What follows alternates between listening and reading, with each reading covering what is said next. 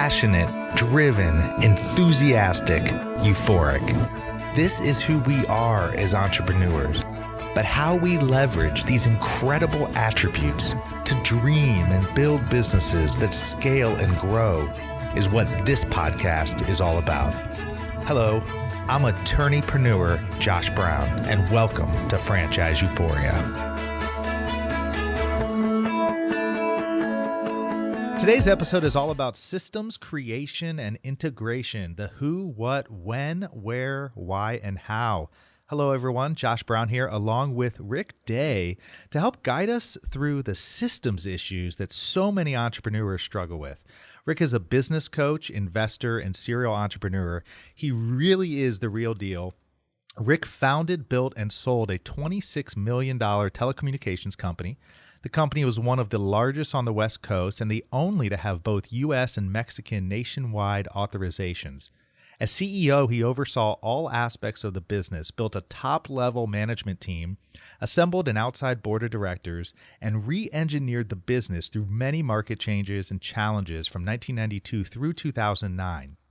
In 2008, Rick positioned the company for sale, and the company was acquired thereafter. Rick's specialties are in leadership, sales and marketing, strategic planning, organizational design, compensation plans, financial management, and exit strategies.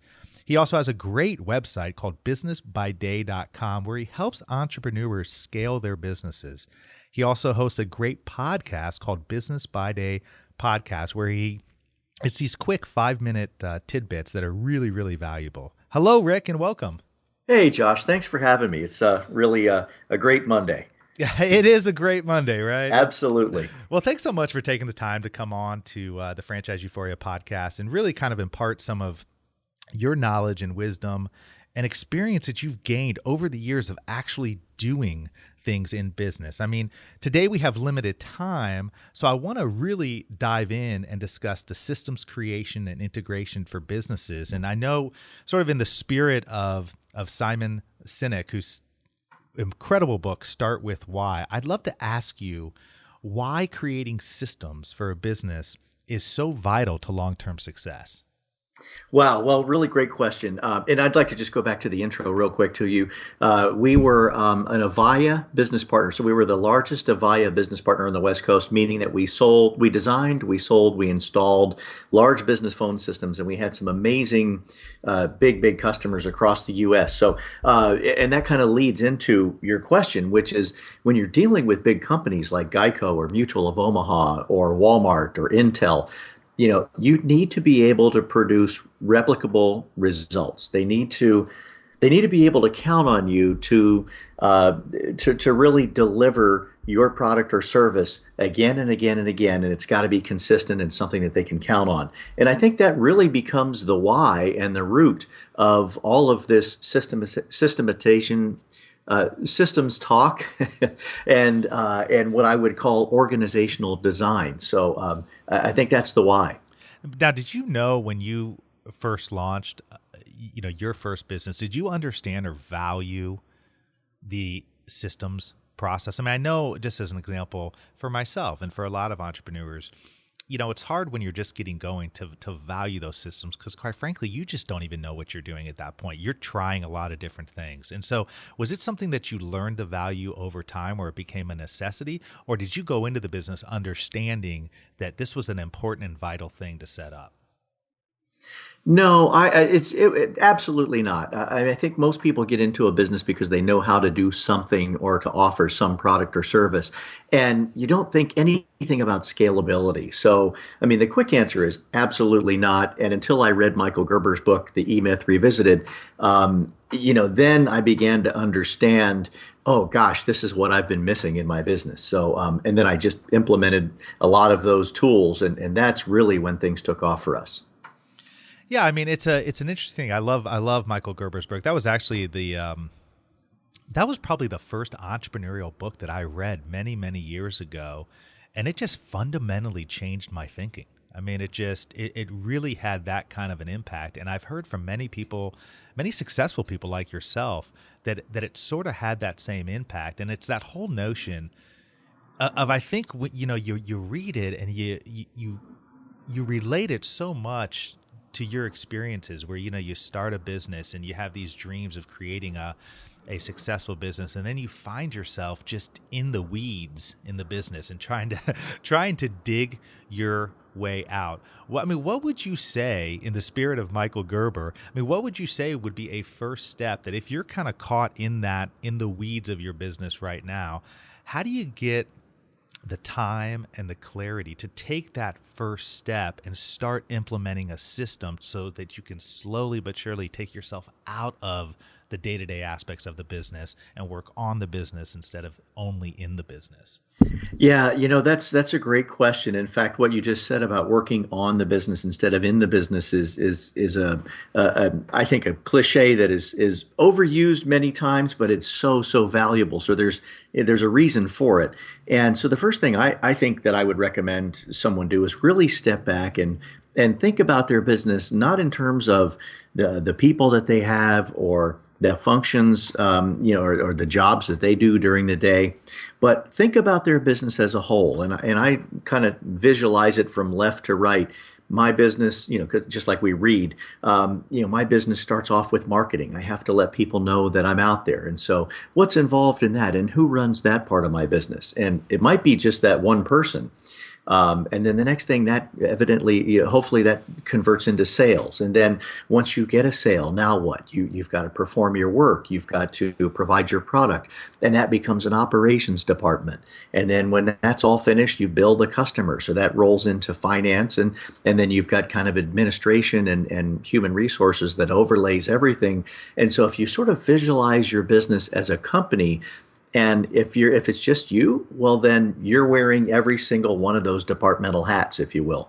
And that's how I really got started, and that's how I encourage other people to look at it too. And then when somebody comes in, then you can say, okay, well, I'm going to give you this hat, and here's how I do it. And then you start developing those procedures.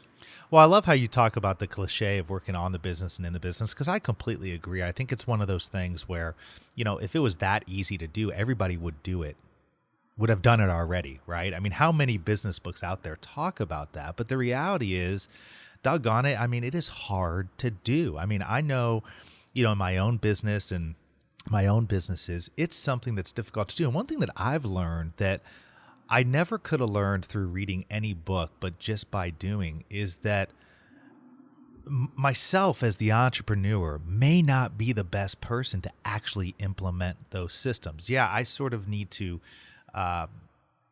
be the leader in getting those developed, but it takes, I think, a certain kind of person who's really good at that. I'm curious your thoughts on that, because as entrepreneurs, if you're looking at the more traditional type of entrepreneur, they're much more vision focused than they are on the day-to-day breakdown of a system and a process. I'm curious what you think about that, and who actually is the right person to implement the system in a business. Well, it's a great question. There's another cliche that hopefully isn't too overused that I believe in, which is that you should always play to your strengths, and you should always hire to your weaknesses. And so if you don't have the discipline or the capability to sit down and look at your business as a complete entity, as a company, and sort of lay out that roadmap, if you will, then you should hire a coach or a consultant or someone to help you with that portion of it. But one of the other shortcuts that I learned building my business too was that I didn't have to sit there and write the procedures for every single position in every single department and write a mission statement for every single department and for the company and all that. So I started off with the high level stuff. Here's why we're in business. Here's what we believe in, the mission statement, the value statement. And then when it came to the different departments, I did the marketing department and the sales department and operations and so on. And I just drew these little boxes. And when it was just me, my name was in every box. But then I'd hire somebody to come in. I think the first person that I hired actually was a part-time bookkeeper. So I said, okay, when she came in, her name was Mary. And I said, Mary, when you start doing this, this is what I've been doing. So let's sit down and let's jot down these procedures together during this initial training process. And then as we learn and as we grow, I need you to keep this document updated so that if something were to happen to you or you moved on or we hired another person, then that other person could come in and be able to fill in and say, oh, well, here's how they do this. And you have almost it becomes your operations manual. So you don't have to do all the work yourself. I use the new personnel training method, or that's how I built the procedures and the employee manual. So now with your bookkeeper with Mary, I think that's a really good example because I think, whenever you're at a point in your business where you want to try to scale it, you've got to think about bringing in who is that next key person to bring in. I'm curious your philosophy on that because I find that different entrepreneurs have different philosophies. Some would say, okay, bring in the bookkeeper and the bookkeeper only does bookkeeping. Others might say, I'm going to find out the total value that this bookkeeper might add because she might be able to plug some holes in these other areas. And then you can almost get, more bang for your buck from that perspective. I'm curious your thinking in that because I think it's one of those fine detail issues, but it affects a lot of people because a first hire for a business is huge. Right. And I mean, and I'm just curious your thoughts on how you utilize that first hire. Well, I think I think it's a great question. I think a lot of people really start with a bookkeeper because most of us are not accountants by trade. I mean, you're an attorney. I was just a business generalist and came from sales. So, doing the books, it being a very specific and detail oriented job usually is one of the first people, that they hire or that entrepreneurs hire. I've always been careful about sort of creating positions or creating work for people based on their capabilities. And I generally advise against that. What I usually do is look at the needs of the company and hire specifically the best person that I can for that position's needs. So I let the company's needs drive who I hire and where I put them, not the other way around. So if Mary came in and could do the books and she said, hey, I also like to dabble in marketing, I would say, well, that's great, Mary, but why don't you focus on books? And then I'm still in charge of marketing at this very early stage. And if you want to help, that's great. But I would always let the company's needs dictate the person that I hired. Oh, so I love that. I think that's a great point because I hear the theme through that is basically you as the owner have to prioritize what is the most important function that you need to fill next, right? I mean, there's a great book. I don't know if you've read this, Rick. It's called Essentialism: The Disciplined Pursuit of Less. Have you heard of that book? No, but it sounds Oh, fascinating. you got to get it. It's awesome. It's the author's name is Greg, and I don't know if I'm pronouncing this right. McKeown, MCKE, I think WON. Amazing book, but it talks about how, and you can relate it to business, life in general, but the most successful people are really pursuing less, but they've done an amazing job at prioritizing what's actually essential versus non-essential. And one of the things I see, but it's also difficult to do, is trying to categorize yourself as an entrepreneur. Okay, what is the next most important thing that I can do for my business? Bookkeeping is obviously huge. And so, I think that in what you said, that's what I really take from that. And I really, really like that point because I think when people are thinking about scaling, that's one of the first things they have to do is sort of write out on a piece of paper what their priorities are as a business. Where is the next step they're going to take? I mean, is that the process that you take people through with your coaching and with your programs? It really is. In fact, I was working with a student a couple of months ago, and she's really, really quick. And so she started a spreadsheet and actually a whole Excel workbook. And across the bottom of the workbook, she had different tabs. And those different tabs were for the different departments that we talked about: the marketing, the sales, the production, blah, blah, blah. And then in each one of those tabs, she had a list of the responsibilities of, in her particular business, what needs to happen. And so she's got three people involved in her business. And I said, okay, so next to each one of these tasks in each one of these departments, I want you to put the initial of the person who's in charge of that. And she did. And in the finance tab, for example, she had one of one of her other employees and she had his initials in two things, and she had her initials in six. But in none of those different procedures were there both initials. In other words, they were very clear and crisp on who was doing which task, right? And then I went to the sales piece, and she had on that particular tab, and she had her initial and a second initial and a third initial. And I said, okay, so you've basically assigned responsibility for that task to all three people in your business. So how are you going to split that up? And she goes, gosh, I don't know. We're all involved in everything. And I said, yeah, but somebody's got to be responsible for it, and have accountability for it. And so the question, which comes back to yours, was, how do I know what to delegate first? How do I know where to hire next?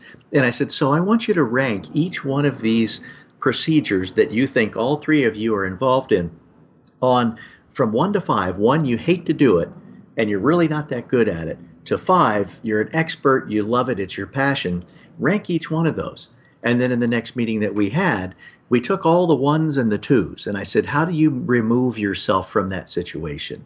So how do you back out of those particular areas where you're not really great and you don't really like to do it, so that you can focus on the things that you really do like to do. And I think it was just kind of a cool tool that we used, but it really opened her eyes to where she needed to hire next, who she was going to put in charge of what tasks, and so on.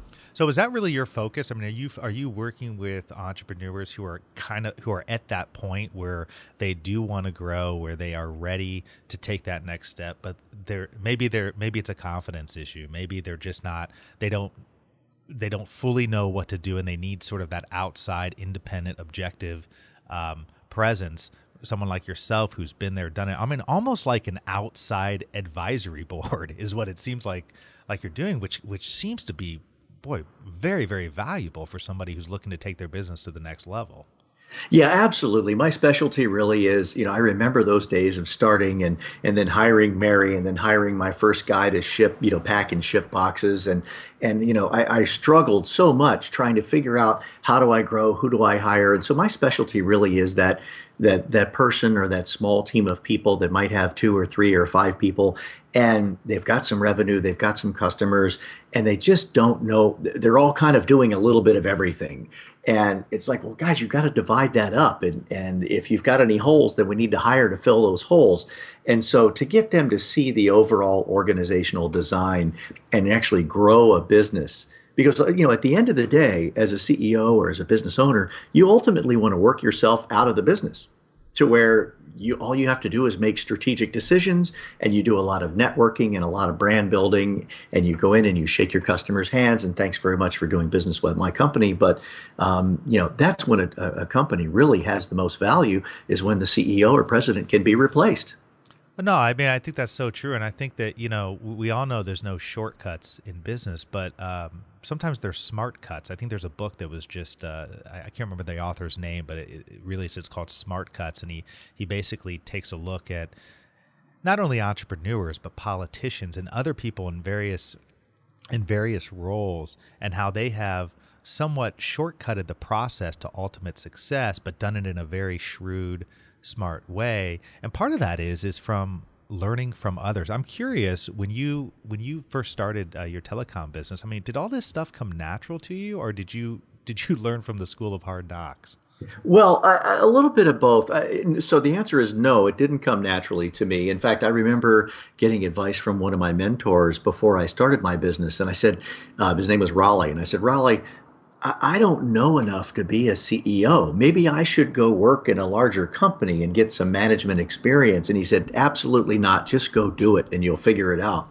So I did that, but I read a lot of books. I read The E-Myth Revisited. I read, From Good to Great. There were a number of books that I thought were really good. The other thing that I did was I joined a CEO roundtable group. The first one that I was in was sponsored by the Chamber of Commerce locally, but I believed in reaching out to my peers and also having some coaching, but high level stuff where I could get out of my day-to-day stuff, work on my business with these other people that were working on their businesses. And so I think having those mentors, maybe that board of advisors, that CEO group that you go to, absolutely crucial.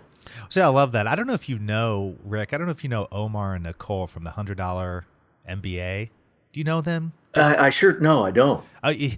Check out the $100 MBA. I think it's the $100MBA.net. But what you just said reminded me of Omar because he went a while back. I interviewed him a couple shows back. Really fascinating guy. I interviewed Omar and Nicole, but they have this podcast and this business called the $100 MBA. Well, Omar was accepted and started, I think it was the Wharton School of Business, which is, most people would regard that as the top sort of business school. And Absolutely. he gets in and he goes, and within his first semester, one of his professors says, "So what do you want to do when you're done with this MBA?" He was going to get his MBA. He said, "Well, I want to be an entrepreneur. I want to go start this business. I'm going to do this." And he said, "Come meet me in my office."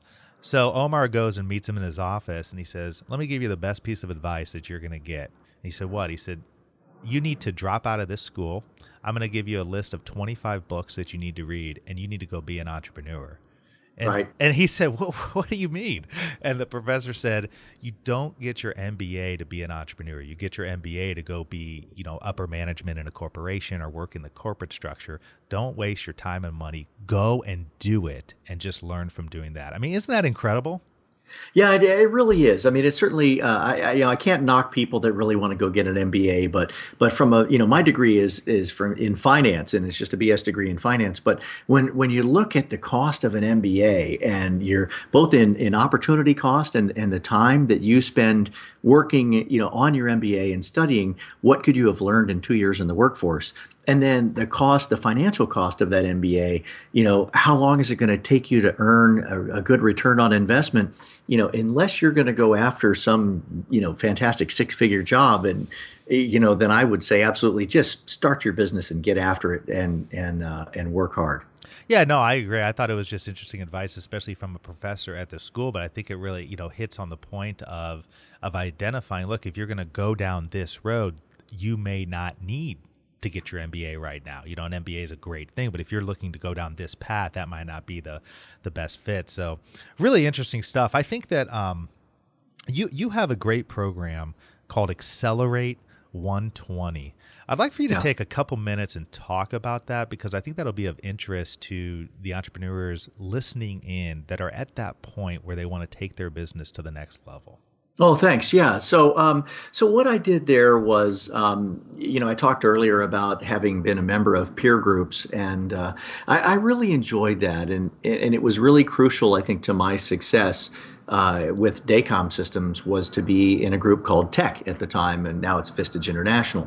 And so what I wanted to do was take that peer advisory group concept with some of my business experience and coaching, and put together a group of business owners and people who had started their own businesses and they've got some revenue and they really want to grow, and put them together in an online format. So it's geography independent. So all you've got, I can be anywhere because I love to travel now, and I travel a lot more than I used to. But it doesn't matter whether, I mean, I've got students in Rhode Island and Kansas and San Diego, obviously, and I had one student that joined from Spain. And so with the capabilities that we have with the internet, it doesn't really matter where you are. It's just an online class where we all meet on Google Hangouts or GoToMeetings. And then I gave each one of them one-on-one time. And so really what comes out of that is they develop a really tight-knit group of friends, if you will. They encourage each other and help each other. And then there are also solutions that come from, a photographer or a copywriter or an app developer or a digital media expert. And so they have their own solutions that they can offer to the group that I didn't even know about.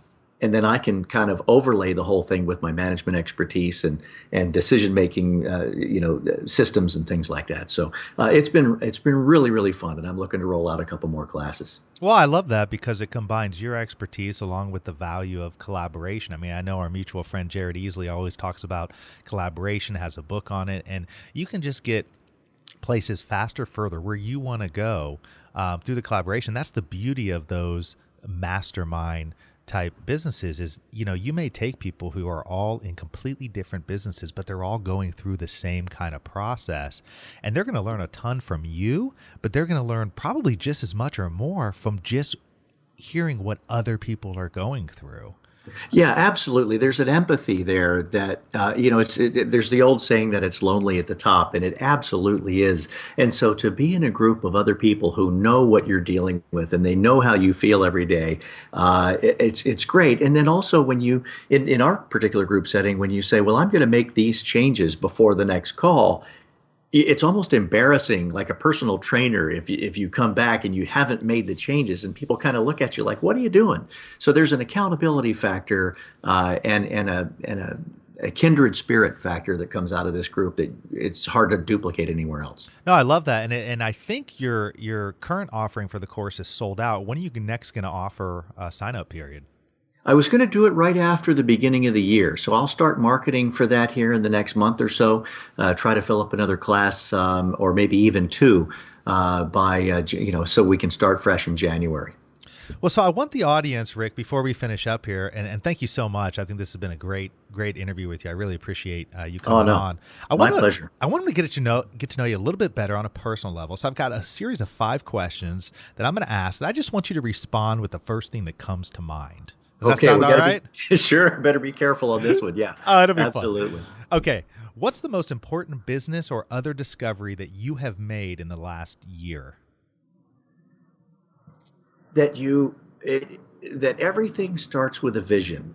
And so I was explaining this to somebody recently. You got to go from a vision to sort of a strategy then, and then develop your tactics and then start with your action. But you got to have a vision. You have to really sit down and think about where you want to go and what it's going to look like.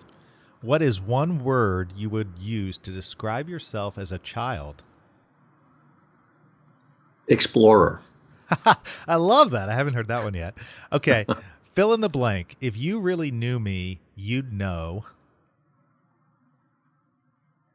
that I care deeply about what I do. What characteristic do you most admire in others? Thinking big.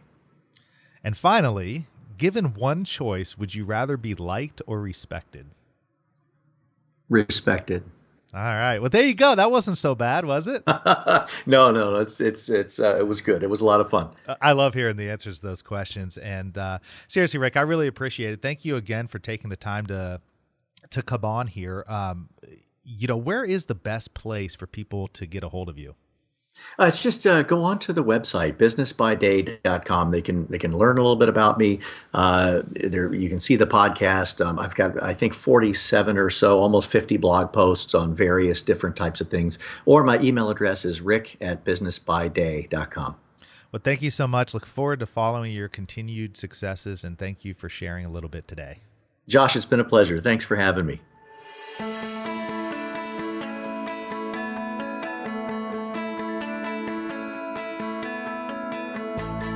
Thanks for being with us today on the Franchise Euphoria podcast. If you enjoyed this episode, please be sure to go to iTunes and provide a review. Also, please remember that although Josh Brown is a licensed and practicing attorney, nothing contained in this podcast should be construed as legal advice, because it is not. The information contained in this podcast is general and educational in nature, and none of it should be relied upon as legal advice. That being said, if you have questions for Josh and would like to contact him, please email him at josh@franchiseeuphoria.com. Thank you so much for listening, and we hope you tune in to our next weekly episode.